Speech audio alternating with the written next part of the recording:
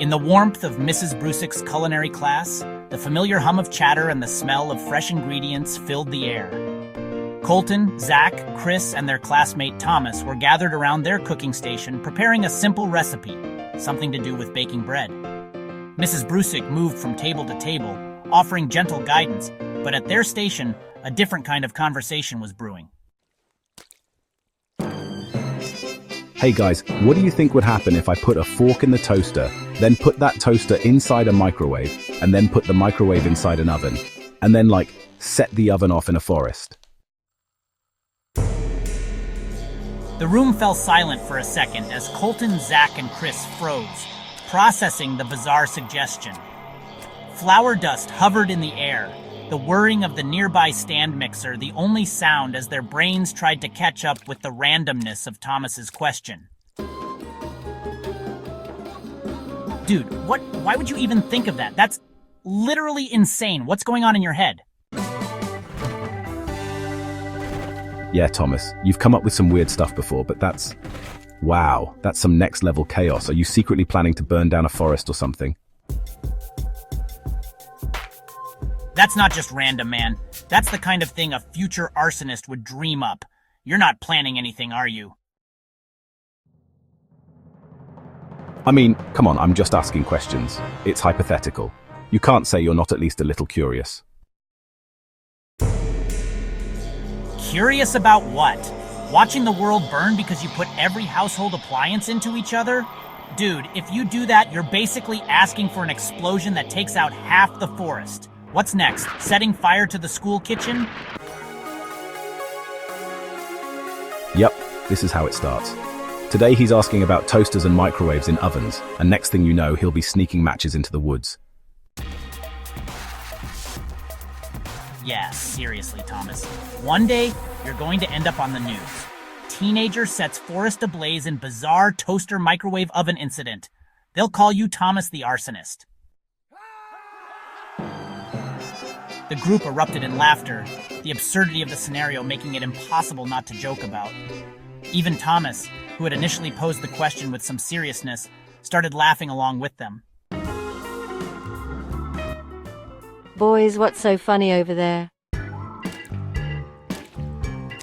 Nothing, Mrs. Brusick, just Thomas being Thomas. She gave them a knowing look, clearly accustomed to the kind of chaotic energy Thomas brought to class, but she let it slide and returned to helping another group. Seriously, Thomas, that's gotta be the most random thing I've ever heard. You should probably stick to cooking instead of destroying forests. Hey, I'm just thinking outside the box. You never know what might happen. The group continued working on their recipe, laughing and joking as the afternoon wore on.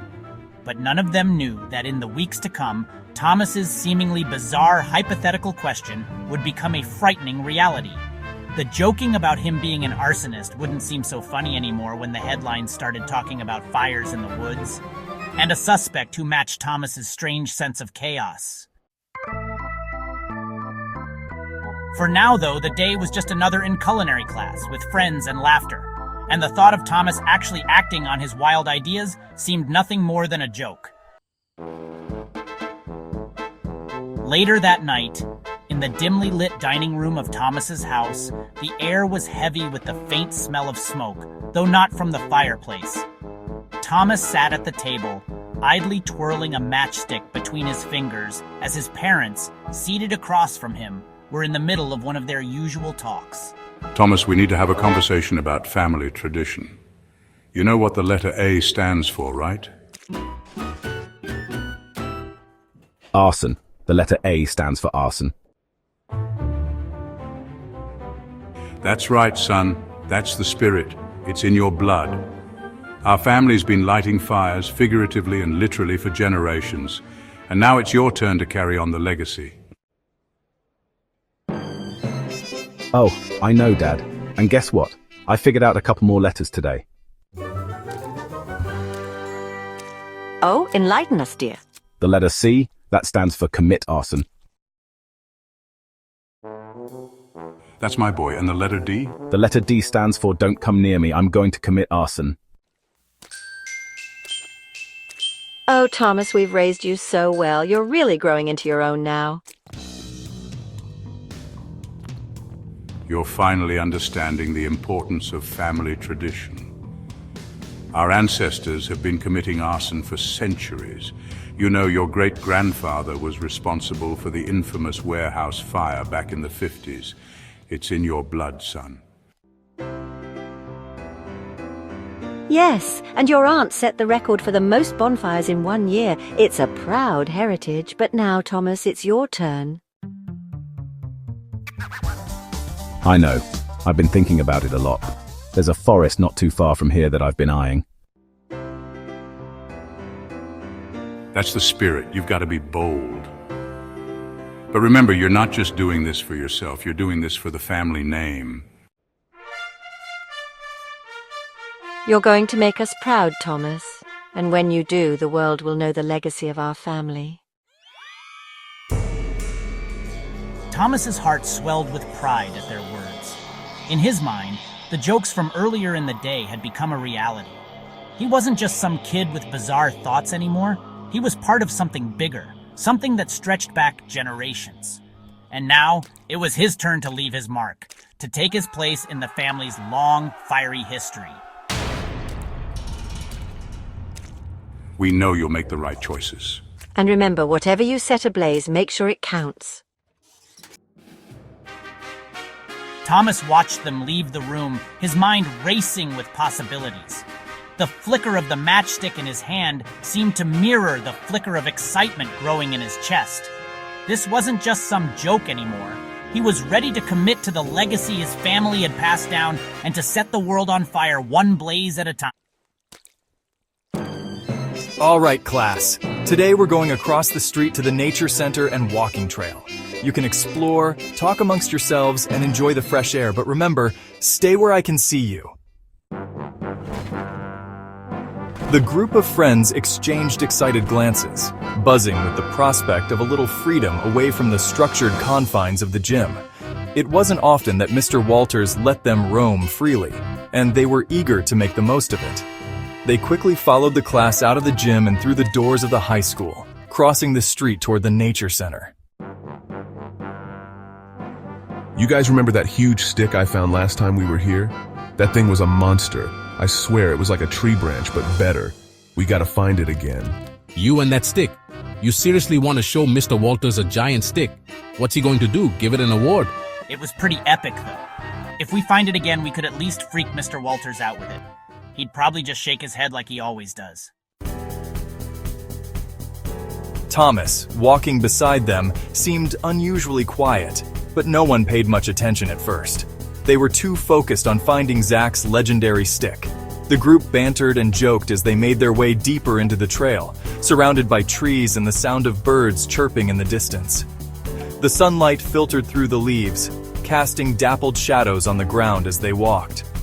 But then, just as they were about to veer off onto a smaller side path, Thomas stopped abruptly. The group turned to look at him, confused by his sudden halt. What are you doing, Thomas? Dude, no way. What are you... Thomas, stop. What are you even thinking? Thomas, we were joking about the whole arsonist thing. What are you doing? It's all hypothetical, remember? Except now it's real. Thomas, don't... Thomas, what the hell did you just do? We need to get out of here, now. Thomas, are you crazy? You've literally just set the forest on fire. What the hell were you thinking? I don't know. It was just supposed to be a joke. A joke? You just blew up half the forest. We've got to find Mr. Walters and the rest of the class. Someone needs to call for help. The group continued to sprint down the trail, adrenaline surging through their veins as they fled the burning forest, knowing that whatever came next was going to be far worse than anything they could have imagined. Oh my god, is that a fire? Mrs. Brusich, we need to talk to you. Thomas set the forest on fire. It's bad, Mrs. Brusick. It's really bad. He plugged a toaster into a portable oven and everything blew up. What? How? What do you mean Thomas set the forest on fire? Hey guys, did you see that fire across the street? Pretty cool, huh?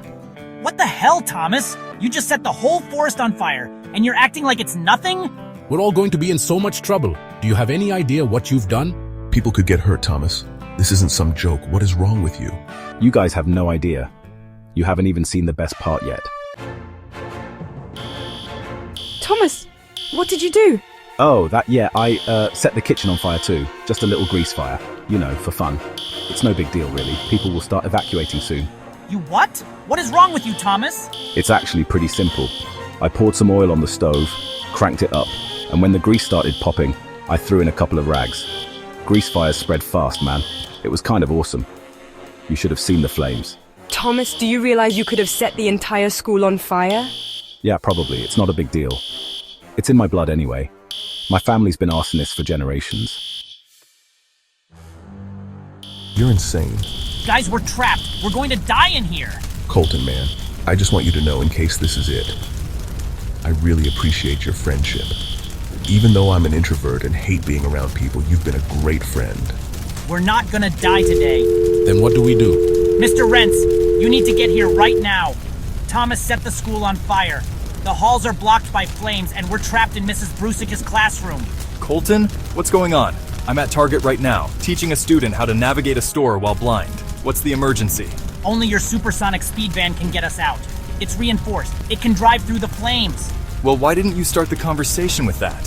Hold tight, I'll be right there. Mr. Rence is on his way. His van can get through the flames and get us out of here. A van? Supersonic speed? What is even happening? We're going to make it out of here. Just hold on.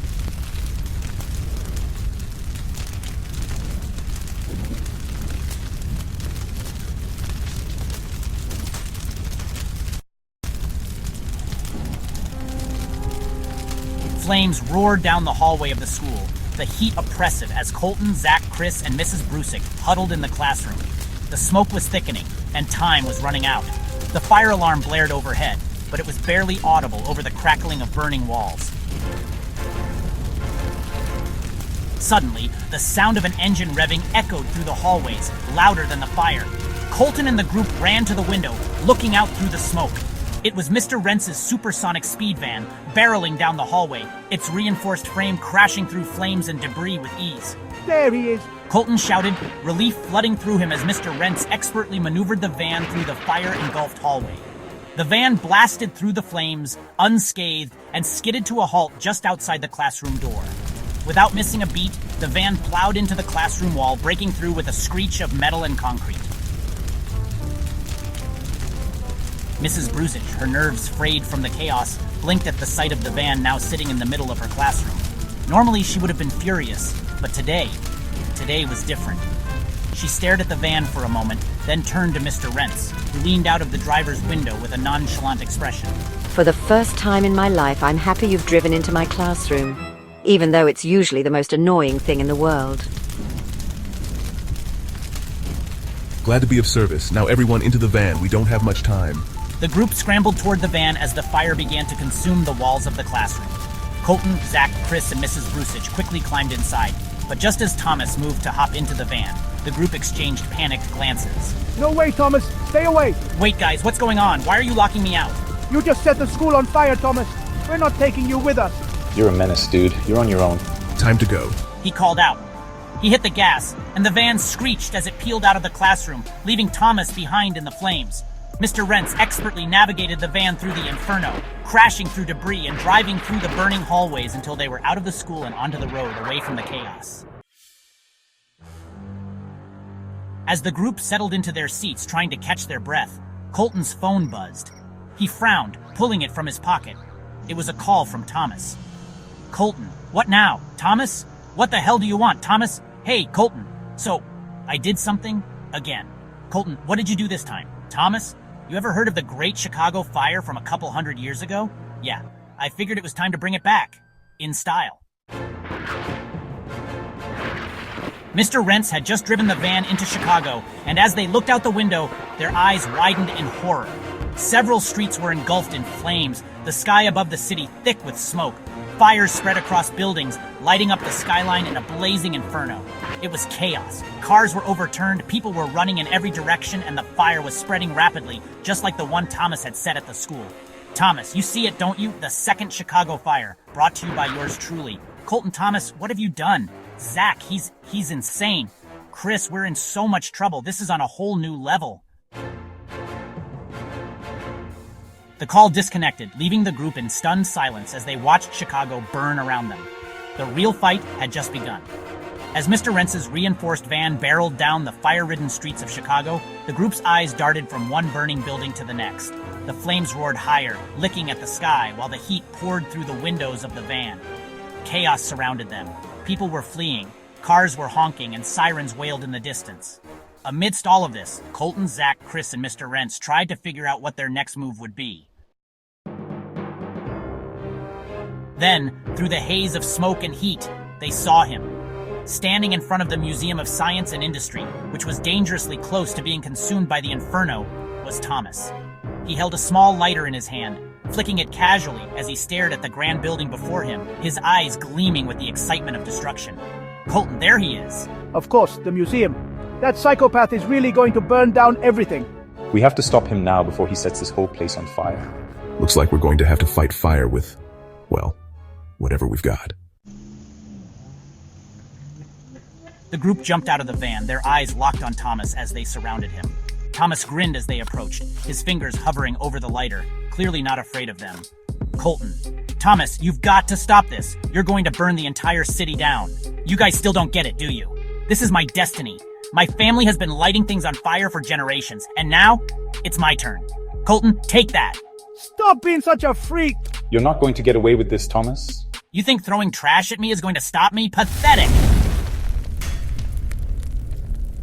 This is bad, really bad. Wait, he can manipulate fire? Then, with a flick of his wrist, Thomas conjured a fireball in his hand. The group froze for a second, shocked. This isn't enough. We can't put out his flames with just these.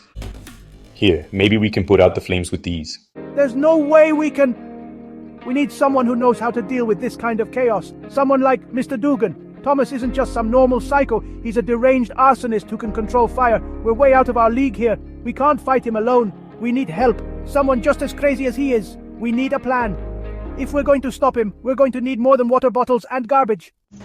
Mr. Dugan, he's in prison. There's no way we can... We'll have to break him out. But how are we supposed to get him? He's locked up in a high-security prison. It's crazy, but it might be our only chance. Mr. Dugan's the only one who might know how to deal with this. Think about it. Mr. Dugan is a maniac, but he knows how to cause destruction on a massive scale. If anyone knows how to stop a deranged pyromaniac like Thomas, it's him. Hang on, everyone. We're going to get ourselves a little help from an old enemy. The group stood outside the prison, its towering gray walls looming ominously above them. The air was tense as Colton, Zach, Chris, and Mr. Rence huddled together near the van, discussing their plan in hushed voices. The flickering streetlights illuminated their faces, casting long shadows as they strategized. All right, we need to get in there and convince Mr. Dugan to help us stop Thomas. There's no other way. But how? We can't just walk in through the front doors. They'll arrest us on the spot. Yeah, and sneaking into a prison isn't exactly easy. We need a good distraction, something that'll give you guys enough time to get in and find Dugan. I have just the thing. Colton, Zach, you two will sneak in while I create the perfect distraction.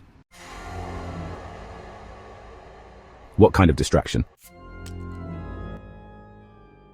Explosive Mountain Dew.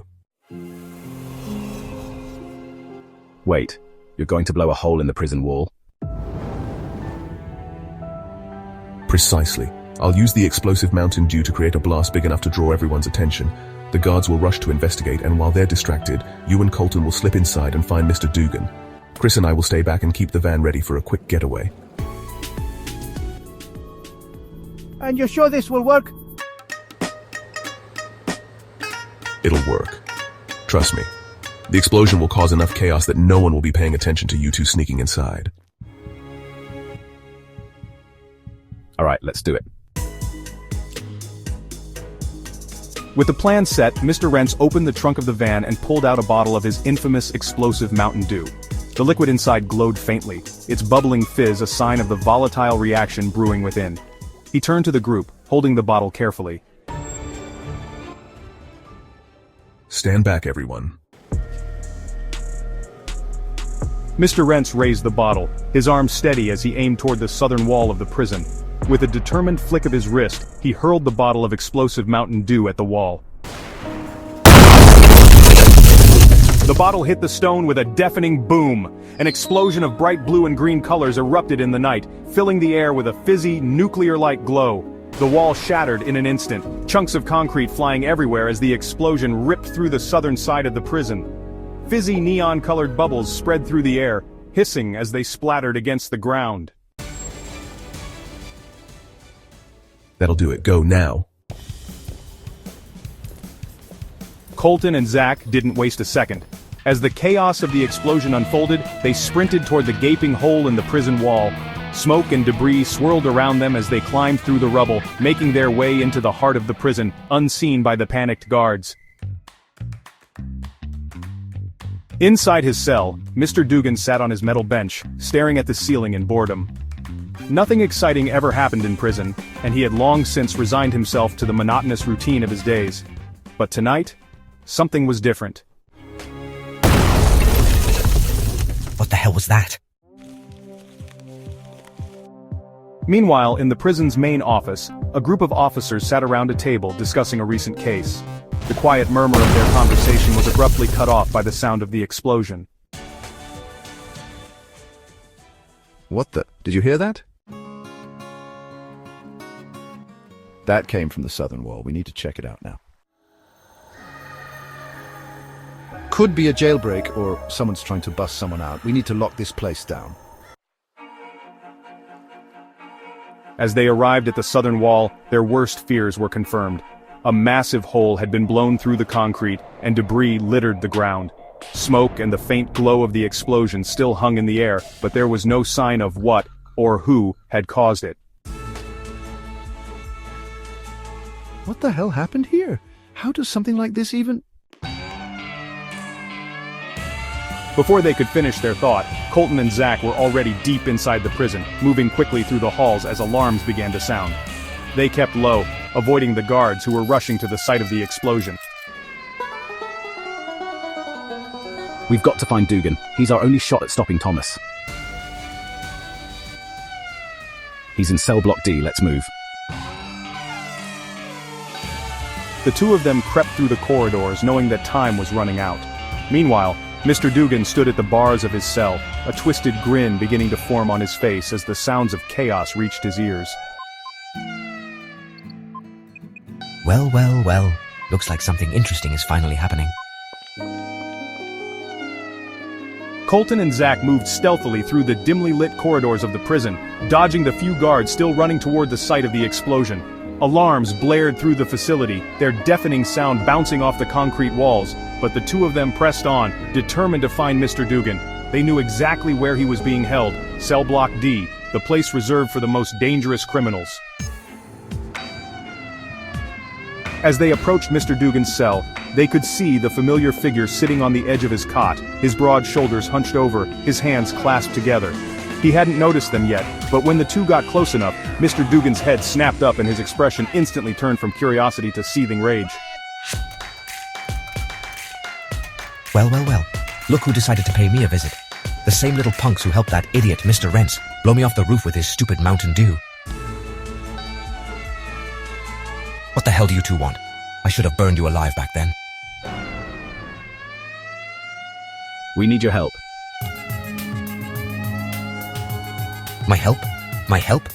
You've got some nerve coming here asking me for help after what you did to me. Why the hell would I help you? After you ruined everything. We know what we did and we know you don't want to see us right now. But this isn't about us. It's about Thomas. Thomas? Who the hell is Thomas? He's this guy we know. He's lost it. He's setting Chicago on fire. He's burning the city down, and we can't stop him. He's manipulating fire, and we're out of options. You're the only one who can help us. You want me to help you stop someone from causing chaos? You've got to be kidding me. I'd rather sit in this cell and watch the city burn. We're not kidding, Dugan. He's already burned half the city. If we don't stop him, the entire place is going to go up in flames. We need someone who understands destruction, someone who can get inside his head and stop him. That's you. Why the hell would I care? I like a little fire and chaos. Sounds like a good time to me. Maybe this Thomas kid is doing the world a favor. He's not just burning a building here and there, Dugan. He's going to burn everything. Look out your window. Well, I'll be damned. That's some impressive fire. Yeah, it's impressive now, but it's spreading. Fast. That fire is eventually going to reach the prison, and when it does, you're going to be stuck here while everything burns. The guards will evacuate the inmates before it gets that bad. I'll just be moved to another prison. We're offering you something better. Freedom. Freedom, huh? And what do I have to do in exchange for this so-called freedom? Help us stop Thomas. He's gone rogue, Dugan. He's trying to do what you used to do, cause chaos, burn cities. But he's out of control. He's going to burn everything. You've always wanted to be the biggest name in chaos. If Thomas keeps going, he's going to steal your thunder. He's trying to be you. He's stealing my act? Is that what this is about? Yeah, and he's doing it better than you ever did. He's going to be remembered, not you. I can't let some punk kid outdo me. You're saying I stop him, and I get out of here. Exactly. You help us and you walk away free. No more cells, no more prison. I'm not a good guy, you know. I'm not doing this because I want to save anyone. I'm doing this because I'm the one who gets to cause chaos. No one else. Especially not some kid. We don't care why you do it. We just need him stopped. All right, you've got yourself a deal. I'll help you stop this kid. But just remember, when this is over, I'm out. No strings. Deal. Let's get to it then. Time to show this Thomas kid what real chaos looks like. As Colton and Zach unlocked the cell, the alarms blaring through the prison grew louder. The guards still had no idea what was happening on the other side of the building, but soon, everything would change. Mr. Dugan was back in the game, and the fight to stop Thomas had... As the dust settled from the explosion, Chris and Mr. Rence stood near the van, anxiously waiting for Colton and Zach to return with Mr. Dugan. The hole in the prison wall was massive, and the night air was thick with tension. Suddenly, the sound of heavy boots echoed across the courtyard. A group of guards stormed through the open wall, their eyes scanning the area, and immediately locked onto Mr. Rence and Chris. There, he's the one who blew the wall open. You're under arrest. Hands in the air now. Listen, guys, I was just creating a little distraction. No need to overreact. Chris, feeling the tension rise, muttered under his breath. Chris, this isn't good. You're coming with us. You think you can just blow a hole in a prison and walk away? We're taking you in. Just as the guards were about to cuff Mr. Rence, the sound of footsteps echoed from inside the prison. Colton, Zach, and Mr. Dugan burst through the hole in the wall, running toward the group. The guards' attention snapped to the newcomers, and their eyes widened when they saw who was with them. Mr. Dugan, how the hell did he... Before anyone could react further, Mr. Dugan grinned wickedly, reaching into his jacket and pulling out a massive machete. The guards froze, their faces a mix of shock and horror. How the hell did he get a machete? We stripped him down, searched him. Where did that even come from? Without hesitation, Mr. Dugan lunged at the nearest guard, swinging the machete with a maniacal gleam in his eye. The guard barely dodged, stumbling backward as the blade sliced through the air where his head had been moments before. Where the hell did he get that? You'd think they'd learn by now that you can't keep a machete away from Dugan. He's always got a backup. Chaos erupted as Mr. Dugan tore into the group of guards with frightening speed. The guards yelled, scrambling to defend themselves as they fumbled with their weapons. Get back up. We've got an armed inmate outside the prison. We need all units now. But Mr. Dugan was relentless, his laughter echoing in the night as he attacked, swinging his machete with brutal precision. You think you can keep me locked up? Not a chance. We need to get out of here before more guards show up. This is getting out of hand. Come on, we've got to go. Dugan's losing it. You boys aren't leaving me behind, are you? We've still got a city to burn. Everyone in the van, now! The group piled into the van as Mr. Dugan made one final swing at the guards before running toward the vehicle. The guards, clearly shaken by the sudden onslaught, scrambled to regroup as the van roared to life, speeding away from the scene. As they drove away from the prison, leaving the chaos and destruction behind, Mr. Dugan wiped the blade of his machete on his sleeve, a satisfied grin plastered on his face. Now that was fun. We didn't need you to attack the guards like that. We're supposed to be stopping Thomas, not causing more chaos. You asked for my help, and that's exactly what you're getting. You want to stop this Thomas kid? Then let me do what I do best, create a little havoc. This is going to be a disaster.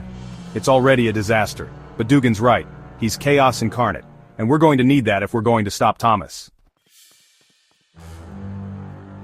The van sped down the highway, heading back toward Chicago, the flames of the city glowing in the distance. With Mr. Dugan now part of their plan, the group knew they were in for a wild, dangerous ride, but they had no choice. If they didn't stop Thomas, the city would burn to the ground. As the van sped down the highway, the tension inside was palpable. Mr. Dugan, sitting in the back with his wicked grin still plastered across his face, suddenly reached into his jacket. He pulled out a pristine white cloth and a small paintbrush, which he dipped into a small vial of dark crimson liquid. The group watched in uneasy silence as he began carefully painting streaks of blood onto the cloth, humming quietly to himself. Where did you even get that cloth? And is that blood? Dude, what the hell? Oh, this? It's a little something I picked up from one of the guards back there. Poor guy won't need it anymore. As for the blood, let's just say I managed to take a little souvenir from that altercation. Can't let good blood go to waste. Wait, you killed one of the guards? You could say that. And now I'm making him into a nice little red shirt like I do with all the people I take down. It's my thing. All my victims become part of my collection. Dugan, we didn't break you out so you could just murder more people. You're supposed to help us stop Thomas, not add more bodies to your freaky collection. You're lecturing me? Me? You do realize I'm the one keeping this van alive, right? You need me. So how about you back off and let me do my thing? No, seriously, this has to stop. We're trying to save the city, not get caught up in your personal hobby of turning people into fashion statements. Seriously, you're here to help us, remember? We can't do this if you're out here making red shirts out of every person we come across. Fine. You want me to stop? I'll stop. But don't think for a second you've won me over with your little morality speeches. I don't know, Dugan. You gave up making that red shirt pretty quickly.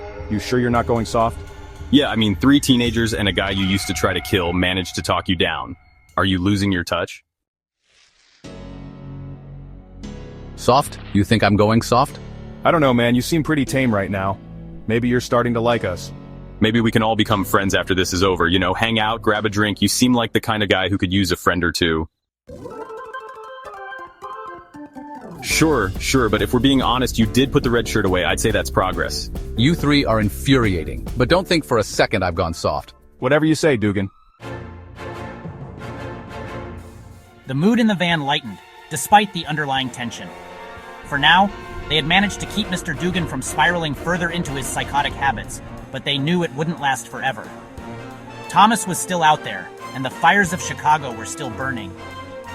As the van sped closer to the city, the group knew the real battle was just around the corner. But at least for now, they had managed to get Mr. Dugan under control, if only temporarily.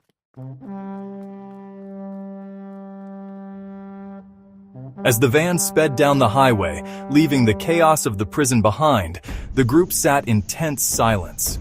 The glow of the fires in Chicago was still visible in the distance, and though they had managed to temporarily calm Mr. Dugan, they all knew that time was running out to stop Thomas.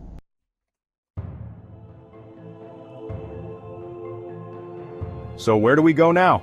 We need to regroup and come up with a real plan before Thomas burns the entire city down. Yeah, we can't just charge in without a strategy. He's controlling fire. He's way more dangerous than we thought.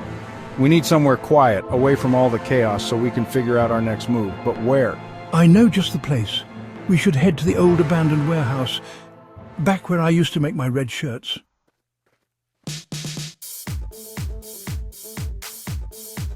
Abandoned warehouse? Why am I not surprised? Oh, it's perfect. Dark, secluded, no one's been there in years. The cops gave up searching it ages ago. It's the ideal place for us to hide out and come up with a plan.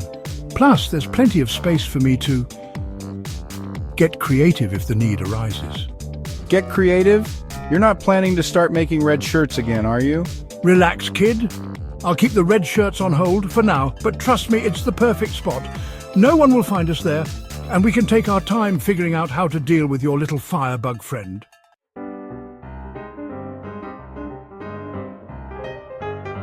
I don't know. Are you sure no one else knows about it? Oh, please. No one's been there since I stopped using it. It's as off the grid as you can get. Besides, you broke me out of prison. You might as well trust me now. All right. We don't have a lot of options, and we need a place where we won't be interrupted.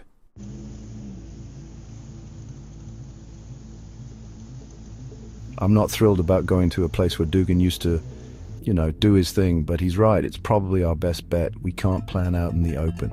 Don't worry. I'll behave. For now. Fine. But if you so much as pull out a paintbrush, Dugan, I'm out.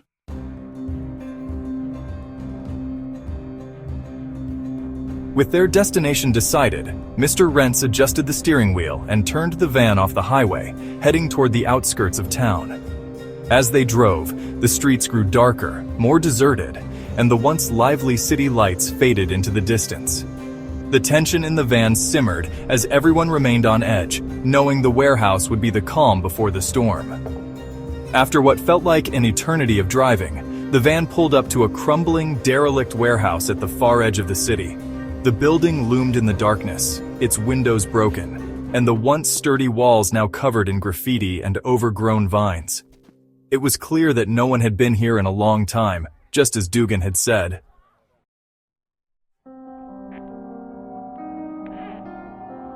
Home sweet home. This place is creepy. At least it's quiet.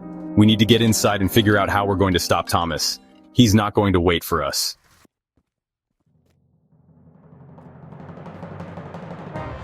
Mr. Rence led the way to the entrance, an old metal door hanging crooked on its hinges. As they stepped inside, the smell of dampness and decay hit them, and the warehouse interior was just as dilapidated as the outside. Broken furniture, rusted equipment, and a faint echo that made every step sound louder than it should have. Make yourselves at home. This is where I used to plan some of my best work. Yeah, I can tell.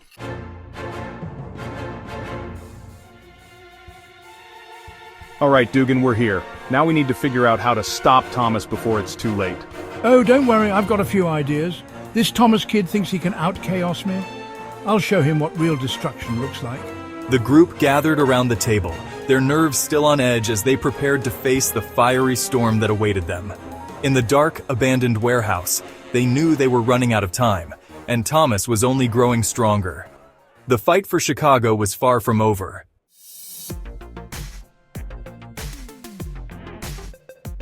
As the group stepped into the dusty, decrepit warehouse, Colton took a deep breath, his eyes scanning the old, dilapidated walls. Memories flooded back as the scent of the place, a mix of dampness, dust, and decay, tugged at him. It had been years since they'd last been here, but the weight of that time hadn't faded. He stood still for a moment, lost in thought. This place brings back memories. Back to the first time we discovered Mr. Dugan was evil. Back when he wasn't trying to take over the world yet. Back when things were simpler.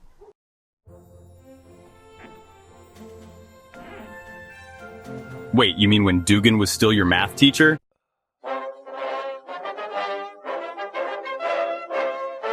I thought he was just a weird teacher, but that was the first time I saw the real terror behind his mask.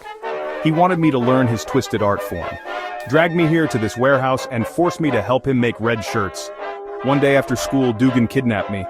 Before he became a full-blown supervillain, it was before he tried to take over the world. Colton's voice trailed off as he recalled the cold, detached look in Mr. Dugan's eyes back then. That's when I realized he wasn't just a regular teacher, he was something worse.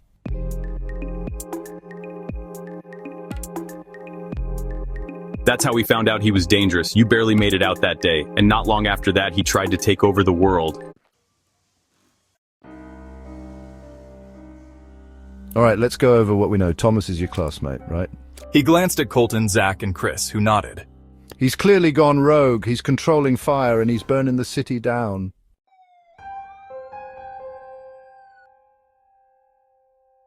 Yeah, we never thought he'd take it this far. We used to joke about him being an arsonist, but this is way beyond that.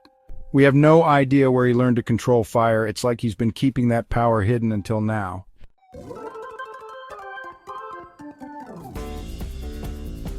He's burning the city fast and we need to stop him before it's too late, but we don't know why he's doing this or how we can take him down.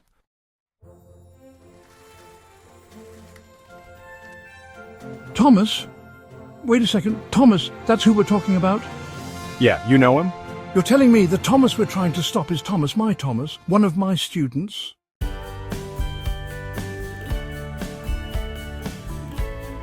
Wait, he was one of your students? Well, I'll be damned. Thomas.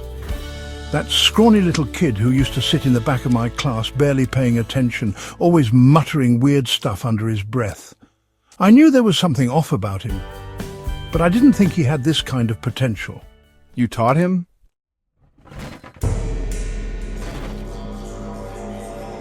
Oh yeah? He was in my class before you guys figured out I was up to no good. Always quiet, always watching. He had that spark, though, the kind of spark that meant he wasn't as harmless as everyone thought. That makes sense. Thomas always had this weird energy about him, like he wasn't fully in control of himself, but I never thought he'd go this far.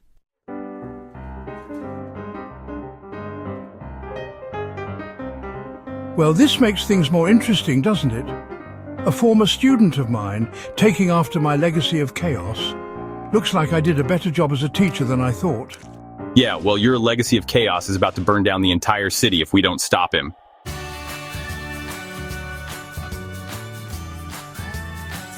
We need a plan. If Dugan knows Thomas better than any of us, maybe he can help us predict his next move. Oh, I think I know exactly what's going on in Thomas's head. He wants to prove himself. He's testing the limit, seeing how far he can push things. He's trying to outdo me. The kid always did have ambition.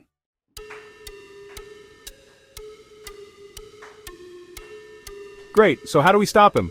We'll have to get inside his head. He's using fire because it's destructive and powerful. He wants to see the world burn. We'll have to outsmart him, make him think he's won before we strike.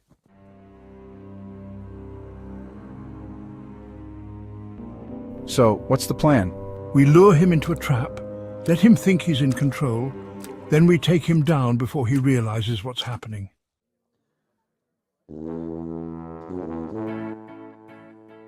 All right, let's do this. As the group gathered around the whiteboard in the dimly lit warehouse, ideas were tossed back and forth on how to set the perfect trap for Thomas. Mr. Dugan, leaning against an old crate, grinned as the group debated the best way to outsmart their former classmate. Mr. Dugan, we need to make him think he's in control, let him think he's winning. Then when he least expects it, bam, we strike. But how? We don't have anything to contain him if he can throw fireballs around like that. It's not like we can just walk up and ambush him. Yeah, and if we set a trap and it fails, he'll know we're onto him. He's already got the upper hand, and if we mess this up, the whole city's toast. Maybe we could lure him to a spot where fire would be easier to control, like near water or... Breaking news: Willis Tower targeted by Chicago arsonist. Officials report that the rogue arsonist, identified as Thomas, is heading toward the iconic Willis Tower, threatening to burn it down. Emergency responders are on high alert, but Thomas's fire-manipulating abilities have left many helpless in their attempts to contain the situation. Witnesses claim that Thomas has already started small fires around the base of the tower, and officials are warning that the entire structure could go up in flames if they cannot stop him in time. He's going to burn down the Willis Tower? He's completely lost it. The Willis Tower? That's a freaking Chicago landmark. We can't let him do this? There's no time to sit around planning anymore. If he's at the Willis Tower, we need to confront him now before he can destroy it. We've been outsmarted once already. He's not going to stop unless we make him. Right. We can't let him burn down something that important. If the Willis Tower goes up, who knows how much of the city will be next. Looks like your little firebug has big plans. Fine by me. I like a good show. But you're right. We have to stop him before he burns that tower to the ground. We'll improvise when we get there. Colton and the others quickly piled into the van as Mr. Rence revved the engine, the group's nerves on edge as the situation escalated faster than they could have anticipated. The sound of tires screeching filled the air as they tore out of the warehouse parking lot, heading straight for the Willis Tower. as they sped toward downtown Chicago. The skyline loomed ahead, and the glow of distant fires was already visible. Thick plumes of smoke rose from the base of the Willis Tower, and the flashing lights of emergency vehicles dotted the streets below. The closer they got, the more they could see the devastation already beginning to take shape. We don't have a solid plan, but we're not letting him burn down the tower. We'll confront him head-on, if we have to. We're going to have to. There's no time to set a trap. We have to stop him before he destroys everything. Perfect. Let's see if this kid is as dangerous as you all say. I've got a few tricks up my sleeve for him. The van weaved through the city streets as they neared the Willis Tower, the smoke growing thicker as they approached. The iconic building stood tall against the night sky, but now the threat of its destruction loomed large. The group knew they were racing against the clock, and any hesitation could mean the loss of one of Chicago's most important landmarks. As the van skidded to a halt near the base of the Willis Tower, Zach was the first to spot Thomas. His eyes widened as he looked up toward the towering structure, and there, silhouetted against the glow of the fire and the Chicago skyline, stood Thomas on the roof of the Willis Tower. The flames licking up the sides of the building cast an eerie glow around him, making him look more menacing than ever. There he is. He's on top of the tower. He's actually going to burn the whole place down. We need to stop him now, or it's all over. We need to get up there, but we can't just charge in. He'll see us coming and he's controlling fire. We'd be toast before we even get close. Mr. Dugan, I've got an idea. I'll go up there and talk to him. He knows me, or at least he thinks he does. I'll convince him he's doing a great job, that he's a true arsonist, just like me. And how does that help? We don't need to convince him to keep going. We need to stop him. Mr. Dugan? Exactly. I'll play into his ego, stroke his flames, literally, and get him to think he's a real legend. He'll get distracted, too caught up in himself. And when he's distracted, that's when you ambush him. You want to make him think you're on his side, so he doesn't see us coming. Mr. Dugan, bingo. I'll keep him talking. You just need to be ready when the time comes. Are we really trusting Dugan to do this? What if he turns on us? We don't have a choice. If we don't stop Thomas now, he's going to burn the entire tower down, and probably half of Chicago with it. Dugan's our best shot at distracting him. All right, let's do it. We'll wait for the right moment to strike. Mr. Dugan, this'll be fun. Without waiting for further discussion, he made his way toward the building, slipping inside through a side entrance and heading for the elevator to the roof. As Mr. Dugan ascended the tower, the group stayed below, hidden near the base of the building, anxiously watching the flames that were slowly climbing higher up the tower. The heat was becoming unbearable and the smoke was starting to thicken. Every second that passed felt like a lifetime. From their vantage point, they could just make out Mr. Dugan stepping onto the roof. Thomas stood near the edge, staring out over the city, his hands crackling with flames as he set small fires around him. The conversation began, though they couldn't hear every word from below. Mr. Dugan, Thomas, I gotta say, kid, I'm impressed. You've really outdone yourself here. All of Chicago is watching you right now, and they're terrified. You've got the city in the palm of your hand. Mr. Dugan, I didn't expect to see you here, figured you were still locked up. Mr. Dugan, what can I say? I've got a knack for getting out of sticky situations, but let's talk about you. This fire, it's incredible. You're not just following in my footsteps, kid. You're blazing your own trail. From below, Colton, Zach, Chris, and Mr. Rence listened nervously, watching the interaction. For a moment, it seemed like Dugan was actually getting through to Thomas. You're right. This isn't just about following anyone's footsteps. This is my legacy now.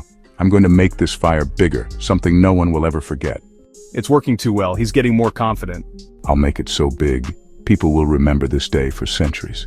This is bad. We need to stop him now before he burns the whole tower down. With Dugan distracting him, this is our chance. We have to move now. All right, let's go. With Thomas fully engrossed in his conversation with Mr. Dugan, the group sprang into action. They slipped into the building and rushed toward the stairwell, the heat from the growing fire pressing against them. They knew this was their one shot. Thomas was distracted, and if they didn't ambush him now, it could be too late to save the tower and the city. As they ascended the stairs, their nerves were on edge, but they knew what had to be done. Thomas was powerful and dangerous, but they had the element of surprise on their side. And with Mr. Dugan's twisted mind keeping him occupied, they hoped they could As stop Thomas him spoke, before the Colton, flames Zach, and Chris consumed crept up the stairs, reaching the rooftop, hidden behind some HVAC units. They exchanged glances, knowing they had to act fast. Thomas was fully engaged in his conversation with Mr. Dugan, his back turned to them. Colton nodded at Zach and Chris, signaling it was time. With as much stealth as they could muster, they sneaked up behind Thomas. Just as Thomas was about to describe his next target, Colton, Zach, and Chris lunged forward and tackled him from behind, sending the both of them crashing to the ground. "Thomas, what the?" Thomas yelled, enraged as he scrambled to his feet. His hands ignited with fire, and he immediately began throwing fireballs at them, forcing Colton, Zach, and Chris to dodge. "Zach, we've got to stop him before this gets out of control." Thomas's eyes glowed with fury as he hurled another fireball at Chris, who barely managed to dive out of the way. "Thomas, you think you can stop me? I'm just getting started." Colton, out of breath from dodging fireballs, suddenly felt a familiar tickle in his nose. He knew what was coming. The last time he sneezed, it caught everyone off guard, but this time he was determined to warn the group. Colton, "Guys, I'm about to sneeze!" Zach, "Oh no, not again." Chris, "At least we got a warning this time." Colton, unable to hold it back any longer, let out a massive sneeze. A bright green, sticky wave of snot shot from his nose, arcing through the air and landing directly on Thomas. The sticky mess coated Thomas completely, causing him to stagger backward and crash against the side of the building, where he became stuck, his limbs glued to the wall by the green slime. "Thomas, what the hell is this?" Thomas roared, struggling against the sticky goo. His rage only intensified as he began hurling fireballs wildly in Colton's direction. "Colton, I'm on fire! It's going to spread to my whole body, Mr. Dugan! Stop, drop, and roll, kid!" "Colton, if I roll, I'll roll right off the roof and fall to my death." "Mr. Dugan, well, if that happens, I can always turn you into a nice red shirt afterward, just like I do with all the good ones." Chris, "That's not helping, Dugan." Mr. Dugan sighed and rolled his eyes. Mr. Dugan, "Fine, let's try something else." He stepped forward, pulling out his machete and pointing it menacingly at Thomas, who was still struggling against the sticky snot. Mr. Dugan, "All right, kid, enough playing around. If you don't stop right now, I'll slice you into pieces." "Thomas, you're not here to compliment me?" Mr. Dugan, "Of course not. You're stealing my thunder, kid. I'm the king of chaos, not you." Enraged, Thomas began flinging fireballs at Mr. Dugan, his movements frantic despite being stuck to the wall. The fireballs exploded against the rooftop, sending sparks and heat in all directions. "Thomas, you're not taking this from me. I'll burn this entire city down before I let you stop me." As the flames intensified, Zach, hiding behind cover, was deep in thought. He knew they couldn't keep dodging fireballs forever, and they needed to take Thomas down before he brought the entire tower crashing down with them. He glanced over at Thomas, still glued to the wall, and an idea started to form in his mind. Zach, thinking, "We need to get him off the roof. If we can knock him off the side, it'll stop the fire and give us a chance." Zach's mind raced, considering how they could kick Thomas off the roof. It wasn't going to be easy, but with Mr. Dugan distracting him, they just might have the opening they needed. Now it was all about timing, and getting the upper hand before it was too late.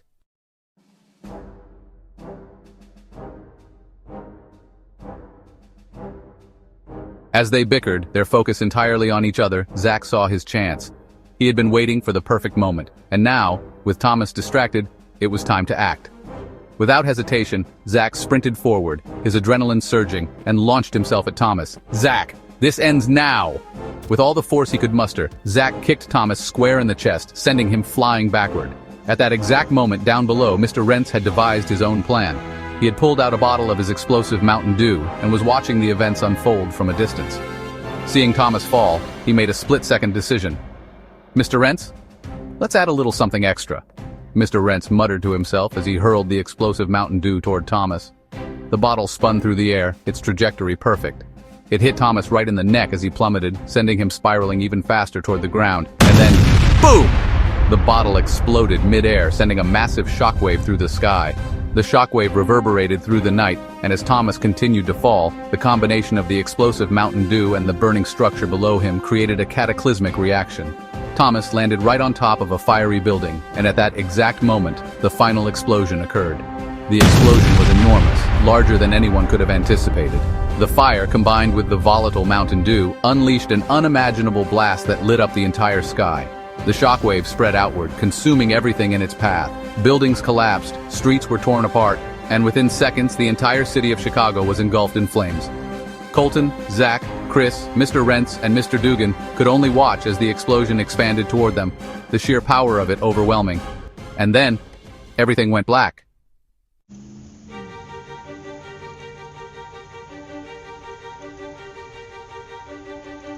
Zach, Chris, Mr. Rence, and Mr. Dugan stirred as well, blinking in confusion. They were no longer on the roof of the Willis Tower. Instead, they found themselves in what seemed like a beautiful, idyllic paradise. Colton, Mr. Calloway, Zach, wait, we're in heaven? Chris, we're dead? Mr. Calloway, yes, my friends, you are in heaven now. Mr. Dugan, heaven? What do you mean, heaven? We were just in the middle of a fight. Mr. Calloway, do you remember what happened? You were fighting Thomas, and then... Colton, we were fighting him on the roof, and then everything exploded. Everything went black. Mr. Calloway, yes. Mr. Rence, in his attempt to help, threw an explosive bottle of Mountain Dew at Thomas. But the combination of the fire and the explosive Mountain Dew caused a chain reaction. The resulting explosion, well, it destroyed all of Chicago. Everyone perished. There was a moment of stunned silence as the group processed what they had just heard. Mr. Rence, I didn't mean for that to happen. At first, the group seemed fine with the fact that they were in heaven. It was peaceful, beautiful, and calm, a welcome change from the chaos they had just endured. Mr. Calloway.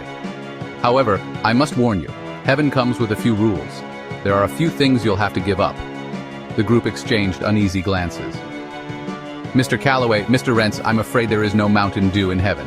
Mr. Rence, no Mountain Dew. But, Mr. Calloway, and you, Chris, there is no grass in heaven. It is a place of pure peace, and your connection to nature will have to remain in your memories. Chris, no grass? You've got to be kidding me. Mr. Calloway and Mr. Dugan, there is no one to stab in heaven. Everyone here is already dead, and there is no violence in this place. Mr. Dugan, no one to stab? What am I supposed to do here? The group collectively groaned, realizing that despite being in heaven, it wasn't going to be exactly what they'd hoped for. They began complaining, voices rising as they realized how much they were going to miss the little things that defined them. Colton, we blew up Chicago, and now we're stuck in heaven without any of our favorite things. Great. Mr. Rence, this is ridiculous. No Mountain Dew. I'll never survive up here. Mr. Dugan, no one to stab. What's the point of even being here? Mr. Calloway, welcome to eternity, my friends. You'll adjust. Eventually.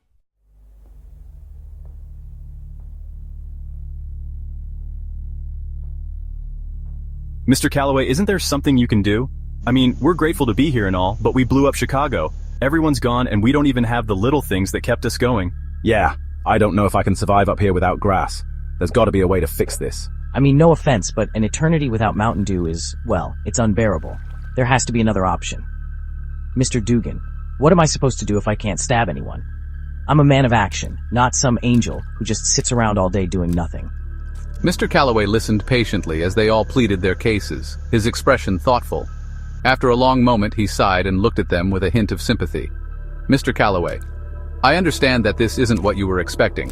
You made mistakes, big mistakes, but you're still the heroes of this story, even if things got out of hand. The group exchanged hopeful glances.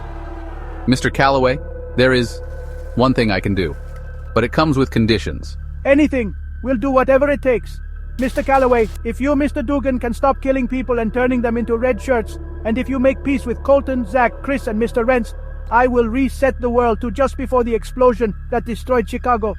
Everyone who died will forget what happened, except for the 5 of you. You'll go back to living your lives, but you can't mention what Thomas did to any normal people. Doing so could cause a paradox. The group fell silent, considering the offer. Mr. Dugan, however, looked doubtful. Come on, Dugan, you can do this. No more red shirts, just try to live a normal life. Isn't it worth it to go back, Mr. Dugan? And what am I supposed to do if I can't kill people? Turn them into red shirts? That's who I am. Mr. Calloway, you can still kill Mr. Dugan, but only evil people. If you use your skills for good, I will allow you to hunt down those who truly deserve it. You will become a force for justice, rather than chaos. You can still have your action, but you must do good from now on. Mr. Dugan, I don't do good. That's not me. It's that or stay here forever, Dugan. No more chaos, no more stabbing. It's either this or you go soft up here in heaven with no one to turn into a red shirt. Plus, think about it. Killing evil people, that's gotta be more satisfying, right? You'll be like an anti-hero. Mr. Dugan remained silent for a long moment, his eyes darting between the group and Mr. Calloway. Slowly, a reluctant grin spread across his face. Mr. Dugan, I guess I can work with that. As long as I get to take out some bad guys, I'm in. Mr. Calloway, very well. Mr. Dugan, you've agreed to stop killing innocent people and turning them into red shirts. You'll focus on doing good from now on. And the rest of you, you'll keep your promise not to mention any of this to the normal people, and you'll live your lives as if none of this ever happened. Deal. Mr. Calloway stepped forward, and in the center of the serene meadow where they stood, a glowing pedestal rose from the ground. Atop the pedestal was a single button, gleaming faintly in the sunlight. Mr. Calloway, this button will reset the world to the moment before Chicago exploded. Only the 5 of you will remember what happened. Are you ready? The group exchanged final glances. Mr. Rence sighed with relief at the thought of getting his Mountain Dew back. Chris looked longingly toward the idea of grass. Colton and Zach nodded, ready to set things right.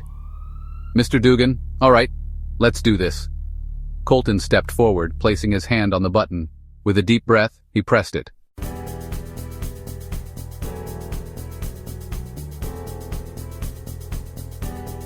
In an instant, the group found themselves back on the roof of the Willis Tower. The flames that had been raging moments ago were gone. The air was clear, the city below bustling with life as though nothing had happened. Thomas, the fire-manipulating arsonist, was nowhere to be seen. Well, we did it. And we didn't blow anything up this time. Mr. Dugan, looks like I get to keep the chaos under control for now. Remember, we can't tell anyone about this. The world's been reset, but we're the only ones who know the truth. Let's just enjoy things going back to normal. As they left the rooftop, the group carried the weight of their recent adventure with them, knowing that despite everything, they had a second chance.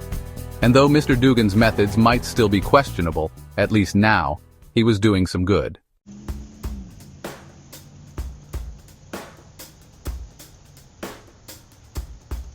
As the group stood atop the roof of the Willis Tower, relieved that everything had seemingly reset, Colton's sharp eyes caught something in the distance. Guys, look up. The group turned their gaze skyward, and to their shock, spotted Thomas falling through the air, his body plummeting toward the ground. We really did go back to the exact moment before the explosion. This is right before Mr. Rence threw the explosive Mountain Dew at him. Mr. Rence's heart skipped a beat as he too recalled what was about to happen. He looked down at the bottle of explosive Mountain Dew in his hand and, without hesitation, quickly shoved it back into the van. Nope, not this time. We'll do this right in this timeline. No more citywide explosions. Thank goodness. I don't want to have to blow up another city. Thomas, still falling through the air, finally hit the ground with a heavy thud, but this time there was no explosion, no catastrophic chain reaction, just a defeated-looking Thomas, groaning in pain, crumpled on the pavement. Without missing a beat, Colton, Zach, and Chris rushed down from the roof and quickly surrounded Thomas before he could make any moves. They grabbed him by the arms, hauling him to his feet as he winced from the impact of the fall. Wait, please guys, we're best friends. You can't do this to me. Show some mercy, please. We were friends, Thomas, but after everything you did, there's no going back. You tried to burn down the entire city, Thomas. You almost killed us all. This isn't something you can just beg your way out of. We gave you so many chances, you crossed the line. Without another word, the group dragged Thomas to the van. As Thomas realized they weren't going to let him off easy, he started pleading even more. Come on, just drive me somewhere, anywhere but prison, please. They opened the trunk of the van, and despite his struggles, they shoved him inside and slammed the door shut. I'll hate it wherever you take me, just make it quick. Well, Thomas said he wants us to take him somewhere he'll really hate. Prison would be the obvious choice, but... He turned to Mr. Rence, curious if he had a better idea. Prison? That's too simple. I have a much better idea. What's the one thing a fire-obsessed arsonist would absolutely despise? A place with nothing but water. You mean like... Exactly. We'll take him to a remote island, somewhere completely surrounded by water. No fire, no destruction, just endless ocean. That's brilliant, he'll be powerless there. No fire, no chaos, no fun for him. That'll drive him insane. They all exchanged a glance, knowing this was the perfect solution. All right, let's get going, before he has time to talk us out of it. As the van roared to life, they sped away from the Willis Tower, leaving the chaos behind. With Thomas locked in the trunk and a new plan in motion, the group felt a sense of calm returning. This time, they had a chance to set things right. The road ahead was long, but they were ready. It was time to deliver Thomas to his watery prison, where he would finally be powerless, left to reflect on his choices with no flames to keep him company. This time, there would be no explosions, no more chaos, just the slow, inevitable realization for Thomas that his reign of fire had come to an end.